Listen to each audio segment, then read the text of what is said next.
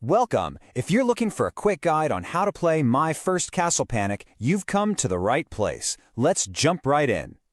So, right off the bat, you should note this is a cooperative game, which means everyone works together as a team. It's built for 1 to 4 players, and a whole game usually takes about 20 minutes. In this video, we're going to cover everything you need to know to get started and playing right away. So what's the big idea here? It's pretty simple, actually. A bunch of monsters are marching out of the woods, and you all have to work together to catch every single one of them before they can smash your castle to bits. Yep, it's that straightforward. The whole team either wins together or you all lose together. You win by catching all the monsters, but if that castle gets smashed, it's game over for everybody. Okay, with that in mind, let's get the board set up and ready to go. Don't worry, it's really quick. There are just 6 simple steps. First, put the castle and the wall on their special spots on the board. Next, find the 3 monster tokens that have a star on them and line them up on the first 3 spaces of the path. Then, just mix up all the other monsters face down into a big pile. Oh, and keep the bottom of the game box nearby. That's going to be your dungeon. After that, shuffle the cards and deal 1 out to each player face up. And finally, the youngest player gets to go first. And just so you can see what we're talking about, here's how that looks. The castle goes way in the back, and the wall stands right in front of it. That's your last line of defense. And that dungeon we mentioned? Well, you don't need a special piece for it. Just grab the bottom of the game box. Every time you catch a monster, you'll toss it right in there, nice and trapped. All right, setup's done. Now let's get into the good stuff, how to actually play. Every single turn follows the same 4 simple steps, always in the same order. And hey, don't worry about memorizing this stuff right away. The game actually gives you these handy little cards to remind you of the turn order. So let's walk through each of those 4 steps right now. Step 1 is super easy. To start your turn, you just draw 1 card from the deck and add it to your hand. That's it. Okay, step 2 is where the action happens. This is where you play 1 card from your hand. Usually, you're trying to catch a monster, but you can also ask a teammate for help. This is where you'll be doing most of your planning. So how do you catch a monster? Well, you've got to play a card that matches both the color and the shape of the space that monster's currently on. So, for example, if you have a blue square card, you can catch any monster standing on the blue square space. A perfect match sends that monster straight to the dungeon.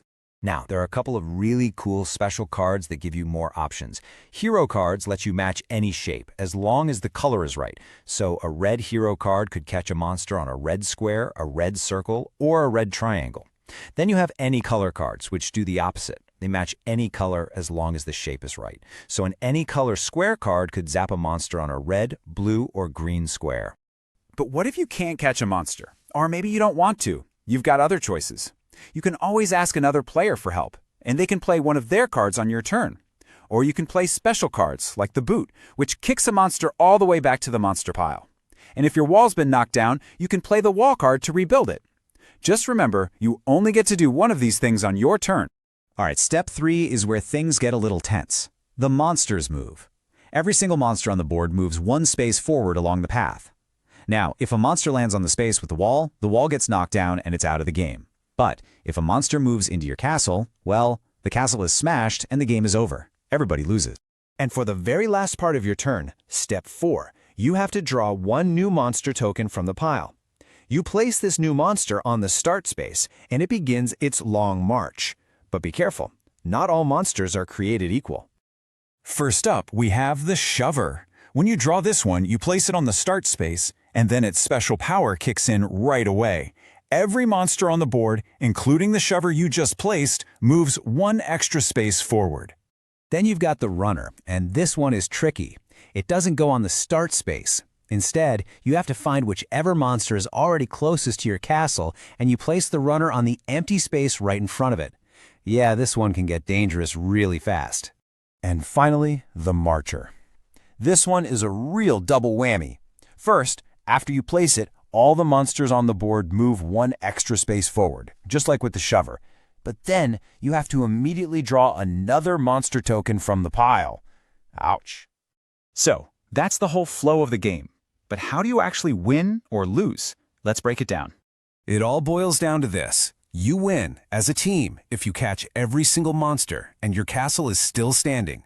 But if even 1 monster makes it to your castle and smashes it, the game ends right there and the monsters win. Okay, before I let you go, just a couple of helpful tips to keep in mind while you're playing.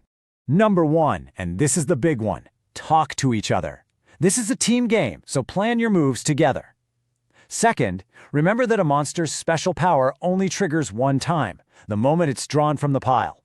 After that, it's just a regular old monster. And finally, don't forget you can ask for help, even if you have a card that could work. Sometimes it's smarter to save your good card and let a teammate take care of a monster instead. And that's it. You now know everything you need to play My First Castle Panic. So get your friends and family together, because the only question left is, can you save your castle?